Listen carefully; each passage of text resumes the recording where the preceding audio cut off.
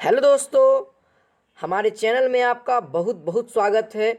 सभी को good morning. आप लोग कैसे हो? आई होप आप लोग अच्छे होंगे।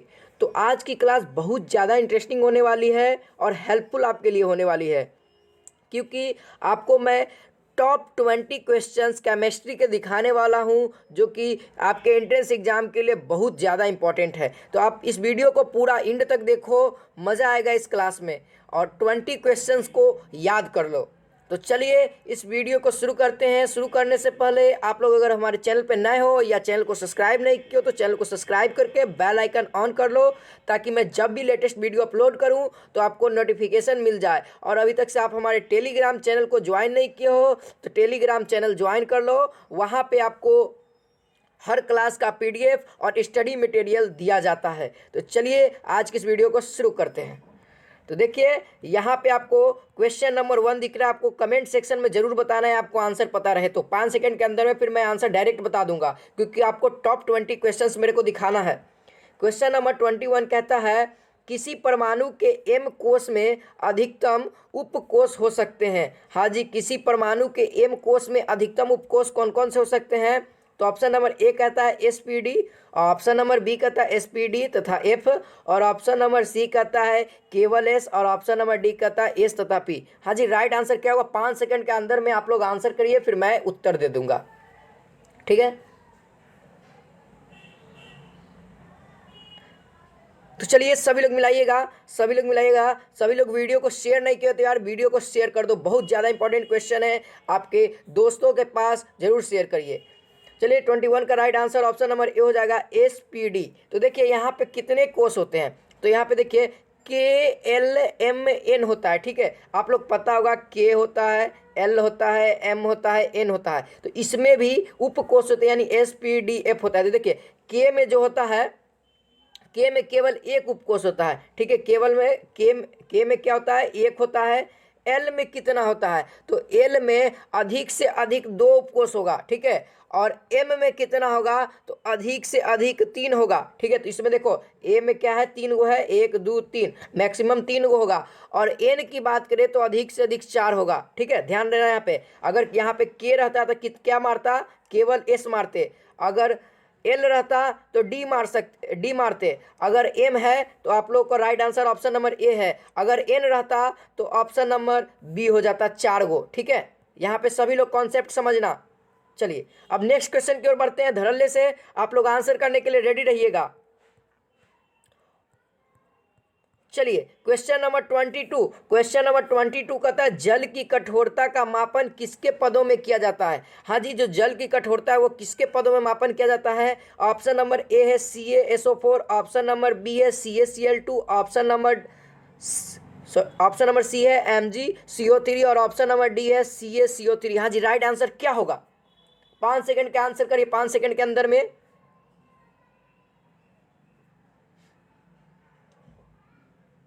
तो चलिए सभी लोग आंसर मिलाइएगा, सभी लोग आंसर मिलाइएगा। जो लोग नहीं कमेंट कर पा रहे वो लोग आंसर भी देखेंगे। चलिए 22 का right answer option number D हो जाएगा CaCO3। अब देखिए CaCO3 का ही उपयोग क्यों करते हैं? देखिए यहाँ पे ये क्वेश्चन आता है कि CaCO3 का ही उपयोग क्यों करते हैं। तो देखिए यहाँ पे जो CaCO3 होता है, इसका जो अनुभार होता है वो पूरा 100 होता है। यहाँ पे आप लोग निकाल करके देख लेना, पूरा 100 होता है, और पूरा 100 जीरो वाले से कोई भी कैलकुलेशन करने में हमें आसानी होती है, तो इसीलिए हम लोग CaCO3 का ज़्यादा प्रयोग करते हैं। ठीक है, चलिए सभी को समझ में आ रहा होगा।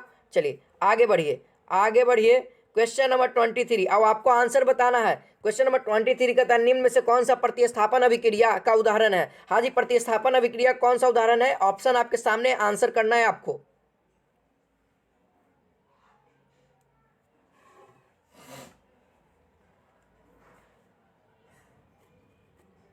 चलिए सभी लोग देखिए इधर, सभी लोग देखिए, इसका राइट आंसर देखिएगा। इसका राइट आंसर हो जाएगा, प्रतिस्थापन का मतलब होता है एक जगह से दूसरे जगह हटा देना। हाँ जी, देखो ऑप्शन नंबर ए इसका राइट हो जाएगा। यहाँ पे देखो कॉपर सल्फेट था, अब Fe से इसका अभिक्रिया कराया तो देखो यहाँ पे फेरस सल्फेट बन गया और कॉपर को हटा दिया। यही कहता है हटा देने के लिए, इसको हटा दिया और अपने बैठ गया, यही प्रतिस्थापन अभिक्रिया कहलाता है। देखो ऑप्शन नंबर ए में ये हो रहा है, बाकी इसमें से ऑप्शन बी सी डी है, इसमें कोई में नहीं हो रहा। देख लो यहाँ पे सभी लोग क्या हो रहा है, बट जा रहा है, यहाँ पे क्या हो रहा है, जुट जा रहा है, और यहाँ पे क्या हो रहा है, अलग हो जा रहा है। अलग अलग अभिक्रिया हो रहे हैं, ठीक है। यहाँ पे कौन सा हो रहा है, तो यहाँ पे वियोजन अभिक्रिया हो रहा है, यहाँ पे संयोजन अभिक्रिया हो रहा है, ठीक है। और ये तो रिएक्शन है भाई। चलिए सभी को समझ में आ गया। चलिए आगे बढ़ते, क्वेश्चन नंबर 24। क्वेश्चन नंबर 24 का आंसर करिए आप लोग। मोस्ट इंपॉर्टेंट प्रश्न 2018 में पूछा जा चुका है। हाँ जी 2018 में पूछा जा चुका है प्रश्न। चलिए राइट आंसर करिए सभी लोग। क्लोरीन का उपयोग करते हैं। ऑप्शन नंबर ए एंटीबायोटिक के रूप में, ऑप्शन नंबर बी संक्रमण रोगी के दवा के रूप में, ऑप्शन नंबर सी ज्वरनाश के रूप में, ऑप्शन नंबर डी प्रतिरोधी के रूप में। हाँ जी राइट आंसर क्या होगा? चलिए सभी लोग देखिएगा, यहाँ पे सभी लोग आंसर मिलाइएगा। तो यहाँ पे right answer option number D हो जाएगा। प्रतिरोधी के रूप में हम लोग क्लोरीन का प्रयोग करते हैं। ध्यान रखना है ये क्वेश्चन आपको पूछा जा चुका है और इस बार भी पूछ सकता है, ठीक है। 24 का right answer option number D हो जाएगा।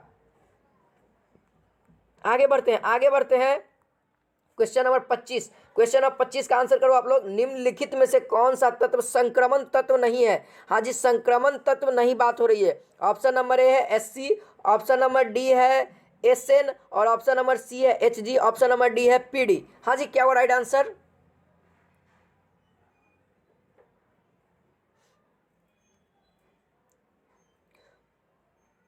चलिए मिलाइएगा, यहाँ पे मिलाइएगा तो राइट आंसर यहाँ पे आपको दिख रहा है ऑप्शन नंबर बी हो जाएगा। टीन क्या है? पी ब्लॉक का तत्व है। अब यहाँ से आपका एक और एग्जाम में क्वेश्चन आता है, कहता है संक्रमण तत्व किसको कहते हैं? हाँ जी जो संक्रमण तत्व होता है किसे कहते हैं, या संक्रमण तत्व का दूसरा नाम क्या है? ये भी क्वेश्चन आपका आता है पैरामेडिकल में। तो क्या आ जाएगा राइट आंसर? सभी लोग पहले बताइए। तो देखिए इसका संक्रमण तत्व का दूसरा नाम क्या होता है? डी ब्लॉक, ठीक है। डी ब्लॉक होता है, आप लोगों को ध्यान देना है, डी ब्लॉक होता है। और ये हमारा टीन जो है पी ब्लॉक का है। तो right answer option number B हो जाएगा। चलिए अब आगे क्वेश्चन नंबर 26 कहता है निम्नलिखित में से कौन सा उपधातु तत्व है? हाँ जी ऑप्शन नंबर ए है sodium, option number B aluminium, option number C arsenic, option number D sulphur. हाँ जी कौन सा ऐसा यहाँ पे मौजूद है ऑप्शन में जो उपधातु है? हाँ जी राइट आंसर क्या होगा? चलो यहाँ पर से देख लो। अब यहाँ से राइट आंसर देखना, सभी लोग मिलाना, सभी लोग आंसर कर रहे हैं, बहुत अच्छी बात है, आंसर मिलाना। तो यहाँ पर right answer option number C हो जाएगा आर्सेनिक। देखो यहाँ से एक छोटा सा मैं ट्रिक बताने देना चाहता हूँ। धातु को पहचानने के लिए लगभग 90% जो होते हैं धातु इसी तरह से पहचान सकते हैं आप लोग। 90%, कोई एक दो ऐसा है जो धातु है मगर ये ट्रिक में नहीं आता। देखो एल्युमिनियम, यम जिसके लास्ट में आ रहा है वो धातु है, ठीक है। देखो सोडियम है ये धातु है, एल्युमिनियम धातु है, स्कैंडियम टाइटेनियम कुछ भी कह दो वो धातु है। लेकिन जो जिंक है हमारा वो धातु है मगर वो अपवाद में आता है, ठीक है। इसी तरह से 4-5 और है जो अपवाद में आता है, लेकिन यम जिसके लास्ट में लगा रहा है 100% है कि वो धातु होगा, ठीक है। और यहाँ पे आर्सेनिक क्या है हमारा? उपधातु है, ठीक है, उपधातु है। और यहाँ पे सल्फर जो है हमारा अधातु है। अगर पूछ दे कि सल्फर इसमें से सल्फर क्या है तो आपको ध्यान देना है, अधातु मारना है, ठीक है। चलिए आगे बढ़ते क्वेश्चन नंबर 27। मोस्ट इंपॉर्टेंट प्रश्न 2016 में पूछा जा चुका है। हाँ जी 2016 में पूछा जा चुका है प्रश्न। कहता है आधुनिक आवर्त सारणी में तत्वों को रखा गया है। हाँ जी आधुनिक आवर्त सारणी में तत्वों को किस प्रकार से रखा गया है? ऑप्शन नंबर ए है परमाणु भार की वृद्धि के क्रम में, ऑप्शन नंबर बी है परमाणु क्रमांक के वृद्धि के क्रम में, ऑप्शन नंबर सी है परमाणु अनुभार के वृद्धि के क्रम में, और ऑप्शन नंबर डी कहता है वाष्प घनत्व के वृद्धि के क्रम में। हाँ जी कौन सा राइट आंसर होगा? सभी लोग आंसर करिए, सभी लोग। तो चलिए यहाँ पे इसका राइट आंसर देखिएगा, यहाँ पे राइट आंसर हो जाएगा आवर्त सारणी के तत्वों को रखा गया है वो है परमाणु क्रमांक की वृद्धि के क्रम में, ठीक है। परमाणु संख्या को वृद्धि के क्रम में रखा गया। एक हाइड्रोजन का 1 होता है, हीलियम का 2 होता है, इसी तरह से सब बढ़ते क्रम में रखा गया है, ठीक है। तो इसका राइट आंसर क्या हो जाएगा? ऑप्शन नंबर बी हो जाएगा। सभी लोग बी मार रहे हैं, बहुत अच्छी बात है। वीडियो को शेयर करो यार, लाइक करो, इतना बनता है। मैं आपके लिए इतने इंपॉर्टेंट प्रश्न ला रहा हूँ। क्वेश्चन नंबर 28 कहता है हाइड्रोजन सल्फाइड गैस अम्लीय पोटेशियम डाइक्रोमेट के विलयन के साथ अभिक्रिया करके विलयन के रंग को उड़ा क्या कर देती है, सॉरी क्या कर देती है। देखो, जब हाइड्रोजन सल्फाइड गैस अम्लीय पोटेशियम डाइक्रोमेट के विलयन के साथ अभिक्रिया करता है तो विलयन का रंग क्या हो जाता है, क्या हो जाता है, उड़ा देता है या लाल कर देता है या हरा कर देता है या कोई अभिक्रिया नहीं करता है। क्या होगा राइट आंसर, सभी लोग बताइए। आज की इस क्लास में मजा आएगा, आज की इस क्लास में सभी लोग आंसर करो। हाँ जी, सभी लोग मिलाना, यहाँ पे सभी लोग मिलाना। Right answer option number C होगा, सी बता रहे हैं उनका राइट है, हरा कर देती है। ठीक है, हरा कर देती है। क्या होता है, हाइड्रोजन सल्फाइड अम्लीय पोटेशियम डाइक्रोमेट के विलयन को क्या कर देती है, अभिक्रिया करने के बाद विलयन का रंग हरा कर देती है। अगर ऐसा क्वेश्चन आपको देखने को मिले तो राइट आंसर मारिएगा ऑप्शन नंबर सी। ये 2016 में पूछा जा चुका है प्रश्न, ये 2016 में पूछा जा चुका है प्रश्न आपके। चलिए जी, आगे बढ़ते हैं, आगे बढ़ते हैं। क्वेश्चन नंबर 29, क्वेश्चन नंबर 29 आपके स्क्रीन पे है। ये क्वेश्चन आपके लिए बहुत ही ज़्यादा इंपॉर्टेंट होने वाला है और ये भी आपको 2016 में पूछा जा चुका है। कहता है एक तत्व x द्रव्यमान की संख्या 37 है। मान लीजिए कोई तत्व दे दिया है, मान लीजिए x है। ठीक है, यहाँ पे x दे दिया है, तत्व है जिसकी द्रव्यमान संख्या 37 है और परमाणु में न्यूट्रॉनों की संख्या 20 दे दिया है। ठीक है, यानी कि आपको क्या a दे दिया है कितना, 37 और n दे दिया है 20 और क्या पूछा, इलेक्ट्रॉनों की संख्या पूछ रही है। हाँ जी, राइट आंसर क्या होगा पहले आप लोग बताओ। हाँ जी, राइट आंसर क्या होगा, ठोको जल्दी से। और लाइक अभी तक से नहीं ठोको हो तो लाइक ठोक दो यार। चलो चलो, सभी लोग इधर देखना, सभी लोग इधर देखना। तो यहाँ पे राइट आंसर हो जाएगा, देखना प्रोटॉन की संख्या है एक बराबर, आप लोग फॉर्मूला जानते होंगे, P बराबर A माइनस एन। ठीक है, P बराबर A माइनस एन। और एक और फॉर्मूला है पेज। ठीक है, P बराबर E बराबर Z, यानी कि प्रोटॉन की संख्या, इलेक्ट्रॉन की संख्या और परमाणु संख्या समान होती है। तो यहाँ से प्रोटॉन की संख्या मिल जाएगी तो इलेक्ट्रॉन की संख्या, परमाणु संख्या दोनों मिल जाएगी। तो आप लोग क्या करो, द्रव्यमान में से n को घटा दो, तो यानी 37 में से 20 जाएगा, राइट आंसर 17 होगा। यानी ऑप्शन नंबर ए जो बता रहे हैं उनका राइट है। हाँ जी, 17 हो जाएगा आंसर। और आपको एक और क्वेश्चन इसी से बता दो, इसी से बता दो। ठीक है, इसी से है, अगर आपका न्यूट्रॉन संख्या नहीं दिया हुआ है, ठीक है, न्यूट्रॉन संख्या नहीं दिया हुआ है, द्रव्यमान संख्या 37 है, किसी भी तत्व का मैं बात कर रहा हूँ, वो मान लो वाई तत्व है और उसका क्या है, ए बराबर दिया हुआ है और ई बराबर दिया हुआ है 15, तो राइट आंसर क्या होगा, एन बराबर वाट होगा। हाँ जी, एन बराबर वाट होगा। क्या होगा, एन बराबर क्या होगा, जल्दी से आंसर करिए।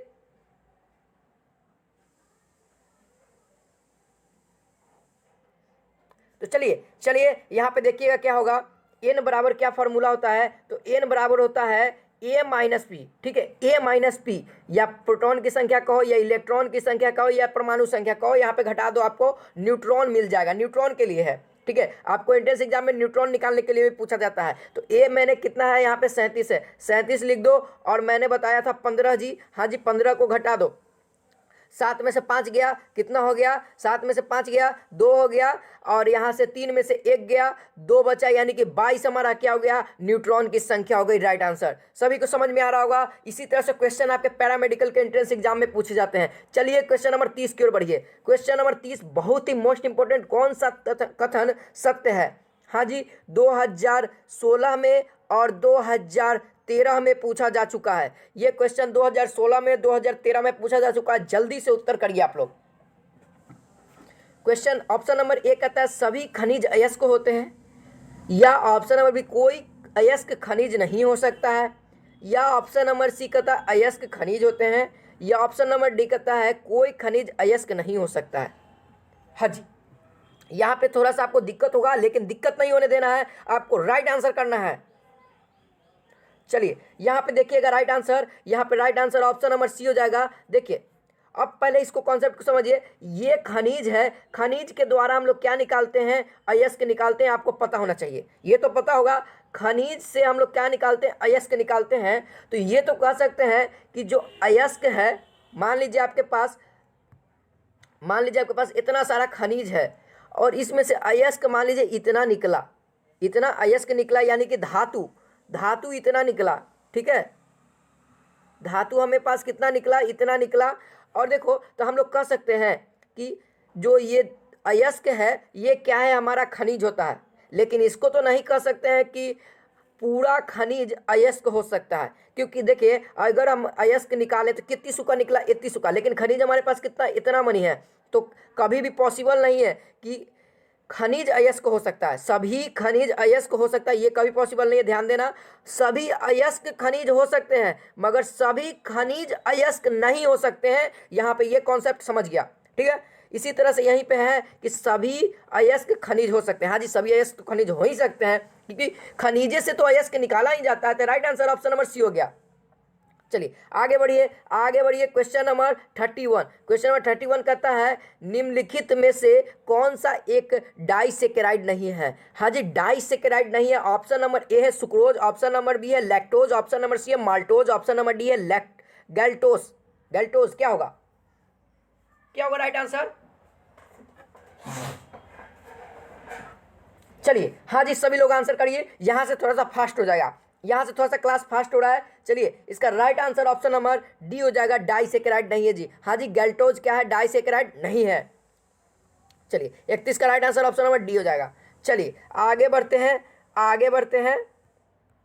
क्वेश्चन नंबर 32, क्वेश्चन नंबर 32 कहता है APCl3 का जलीय विलयन होता है। हाँ जी, मोस्ट इंपॉर्टेंट, 2012 में जाके पूछा जा चुका है और ये 2016 में भी पूछा जा चुका है। राइट आंसर क्या होगा? ऑप्शन नंबर ए कहता है क्षारीय, ऑप्शन नंबर बी कहता है उदासीन, ऑप्शन नंबर सी कहता है अम्लीय और ऑप्शन नंबर डी कहता है अत्यधिक क्षारीय। हाँ जी, राइट आंसर क्या होगा?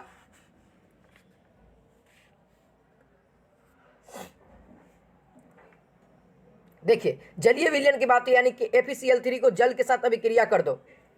तो चलो यहाँ पे राइट आंसर देखना, ऑप्शन नंबर ए जो बता रहे हैं उनका राइट है, क्षारीय होता है। अब कैसे क्षारीय होता है? यहाँ पे जलीय विलयन के साथ इसकी अभिक्रिया करेंगे, APCl3 प्लस H2O के साथ अभिक्रिया करेंगे तो क्या हो जाएगा? FeOH क्या हो जाएगा? 3 हो जाएगा, प्लस क्या बना देगा? 3HCl बना देगा। ठीक है, 3HCl, HCl क्या हमारा अम्ल है, ध्यान देना यहाँ पे। तो क्या हो जाएगा? राइट आंसर ऑप्शन नंबर ए हो जाएगा। सभी को समझ में आ रहा होगा?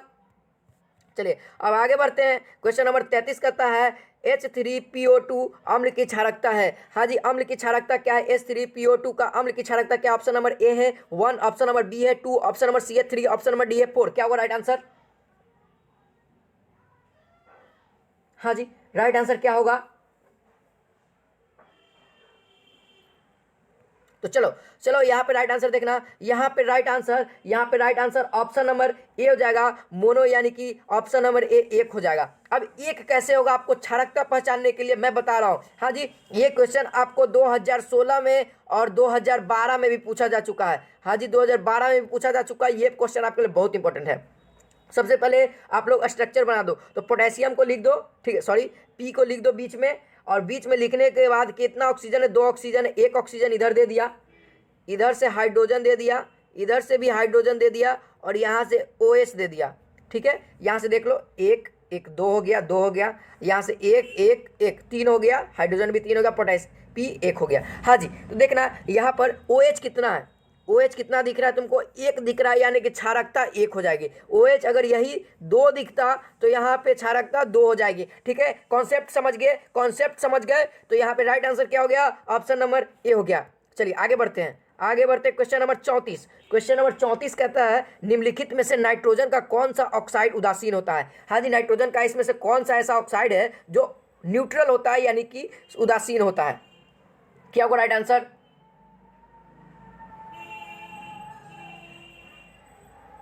हाँ जी, तो देखना यहाँ पे राइट आंसर होता है, यहाँ पे राइट आंसर हो जाएगा, यहाँ पे राइट आंसर देखना, यहाँ पे ऑप्शन नंबर डी जो बता रहे हैं उनका राइट है। हाँ जी, डी वाले का राइट है, N2O। N2O एक ऐसा है नाइट्रोजन का ऑक्साइड जो क्या होता है? उदासीन होता है। मगर यहाँ पे जब इसको हम लोग जल के साथ अभिक्रिया करा देते हैं, जल के साथ, यानी कि इसको जब हम लोग H2O के साथ अभिक्रिया करा देते हैं तो ये क्या हो जाता है? अम्लीय हो जाता है। ठीक है, ये क्या हो जाता है? अम्लीय हो जाता है। यहाँ पे ध्यान देना, क्या हो जाता है? अम्लीय हो जाता है। ये कॉन्सेप्ट ध्यान रखना, जब हम लोग क्या N2O को जल के साथ अभिक्रिया कराते हैं तो क्या हो जाता है? अम्लीय हो जाता है। ये क्वेश्चन आपको पूछा भी जा सकता है। चलिए आगे बढ़ते। क्वेश्चन नंबर 35 कहता है टेलिरीन प्राप्त किया जाता है। हाँ जी, टेलिरीन किससे प्राप्त किया जाता है?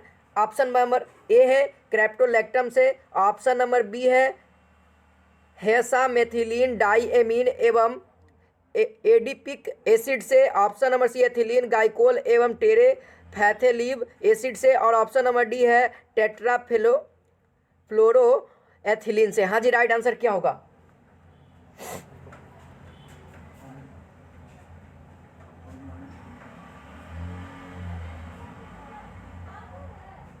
देखो, अब देखो टेलिडीन प्राप्त करने के लिए हमको किस किस से ज्ञात होता है, तो यहाँ पे देखना, यहाँ पे right answer option number C हो जाएगा, एथिलीन से, गाइकोल, एथिलीन गाइकोल और टेरेफैथिलिव एसिड से। ठीक है, इस दोनों से क्या होता है, टेलिडीन प्राप्त किया जाता है। याद कर लो, आप लोग याद कर लो, रट लो, बहुत बार पूछा जा चुका है ये प्रश्न, आप लोग प्रीवियस ईयर क्वेश्चन उठा के देख लेना।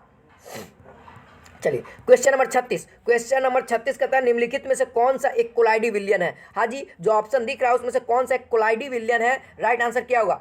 ऑप्शन नंबर ए कह रहा है रक्त, ऑप्शन नंबर बी कह रहा है धुआं, ऑप्शन नंबर सी कह रहा है दूध, और ऑप्शन नंबर डी कह रहा है ये सभी। क्या होगा राइट आंसर?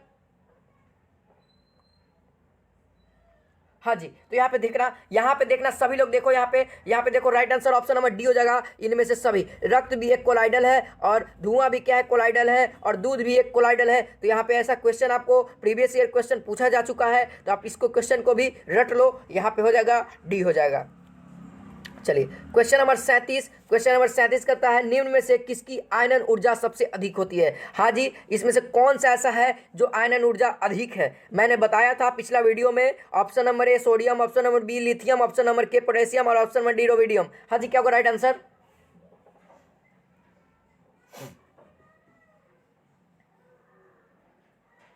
तो चलिए यहाँ पे राइट आंसर देखिए, ऑप्शन नंबर ए जो बता रहे हैं उनका राइट है, सोडियम होता है। ठीक है, सोडियम के बाद पोटेशियम आता है, पोटेशियम के बाद देखिए पहले सोडियम, फिर पोटेशियम, और फिर आपको आ जाएगा कॉपर, फिर इसी तरह से बढ़ते चला जाएगा। ठीक है, इसका आयनन ऊर्जा का मैं एक ट्रिक बता देता हूँ, प्यारे सोडी कार मांगने आए क्यों जी इंडिया लेड में है, इससे आपको पूरा आयनन ऊर्जा का अति मिल जाएगा। ठीक है, इसका ट्रिक का आप लोग बोलोगे तो मैं इसका एक स्पेशल वीडियो बना दूंगा, यहाँ से आपको एग्जाम में पूछा जाता है।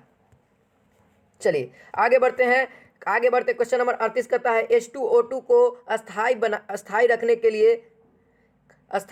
के लिए कौन सा कारक का उपयोग करते हैं। हाँ जी, ये क्वेश्चन आपको 2017 में पूछा जा चुका है। हाँ जी, ये 2017 में पूछा जा चुका है ये प्रश्न, आप लोग आंसर करो। देखो H2O2 को स्थायी बनाने के लिए कौन सा कारक का उपयोग करते हैं, तो देखना यहाँ पे right answer option number B हो जाएगा, यूरिया का। ठीक है, यूरिया का जो बता रहे हैं उनका राइट है। हाँ जी, यूरिया का प्रयोग करते हैं।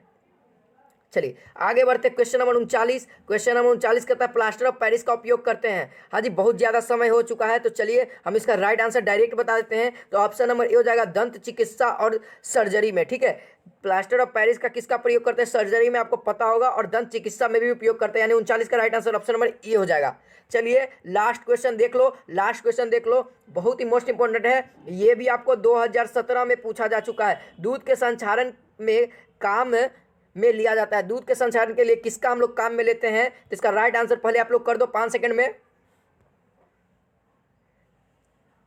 तो चलिए इसका राइट आंसर देखना, ऑप्शन नंबर सी जो बता रहे हैं उनका राइट है, H2O2 का उपयोग हम लोग दूध के संचारण, शराब के संचारण के लिए करते हैं। ठीक है, तो आपको वीडियो कैसा लगा, इंपॉर्टेंट क्वेश्चन थे या नहीं, कमेंट सेक्शन में फीडबैक अपना जरूर देना, और कितना सही हुआ आपका ये भी जरूर बताना। तो चलिए मिलते हैं नेक्स्ट वीडियो में जीके क्लास में। जीके क्लास में सभी लोग अटेंड करिएगा, जितने भी ज़्यादा लोग हो सकते हैं उतने ज़्यादा होइएगा, उसी तरह से आपको और भी वीडियो लगातार मिलते रहेंगे। तो जय हिंद, जय भारत।